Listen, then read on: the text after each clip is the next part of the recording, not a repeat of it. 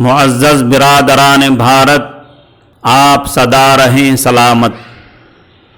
اس وقت آپ سے ایک سوال کرنا ہے، آپ روزانہ 2-3 بار کھانا کھاتے ہیں یا نہیں؟ یا کھانا کھائے بغیر صرف پانی پی کر زندگی گزار رہے ہیں؟ اگر آپ کا جواب ہاں میں ہے تو دوسرا سوال یہ ہے کہ یہ کھانا یعنی چاول یا گیہوں یا اور کوئی اناج کیا آپ خود اپنے ہاتھوں سے اپنے مکان میں بنا لیتے ہیں؟ یقیناً آپ یہی کہیں گے کہ ایسا نہیں ہے۔ دال، چاول، گیہوں، جو اور کھانے کے دوسرے سارے اناج کھیتیوں میں اگتے ہیں، جس کو ہمارے کسان بھائی اپنی جان توڑ محنت سے اگاتے ہیں اور منڈیوں تک پہنچاتے ہیں۔ اس طرح یہ کھانا ہمارے گھروں تک پہنچتا ہے، جس کو کھا کر ہم زندہ رہتے ہیں، زندگی گزارتے ہیں۔ تو معلوم ہوا کہ کسان ہماری جان ہیں، اور یہی کسان پورے دیش کی شان بھی ہیں۔ آپ جانتے ہیں کہ آج ہماری اس جان اور شان پر مصیبت آئی ہوئی ہے۔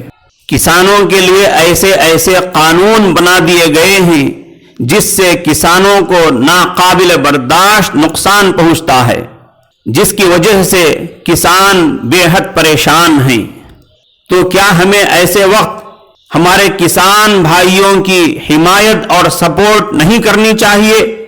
یقیناً آپ یہ کہیں گے کہ ہمارے کسان بھائیوں کی حمایت اور سپورٹ ہر طرح سے ضرور کرنی چاہیے، کیونکہ کسانوں کا مسئلہ، کسانوں کا ایشو دراصل تمام انسانوں کا ایشو ہے۔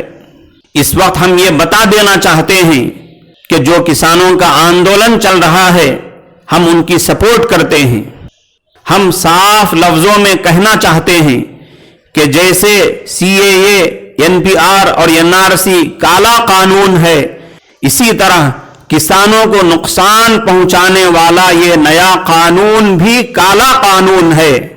اس وقت ہم کسانوں کے کاندھے سے کاندھا ملا کر کھڑے ہیں اور حکومت سے مطالبہ کرتے ہیں کہ فوراً اس کالے قانون کو برخاست کیا جائے، واپس لیا جائے اور کسانوں کی زرعی آزادی کو بحال کیا جائے۔ جے کسان، جے ہند۔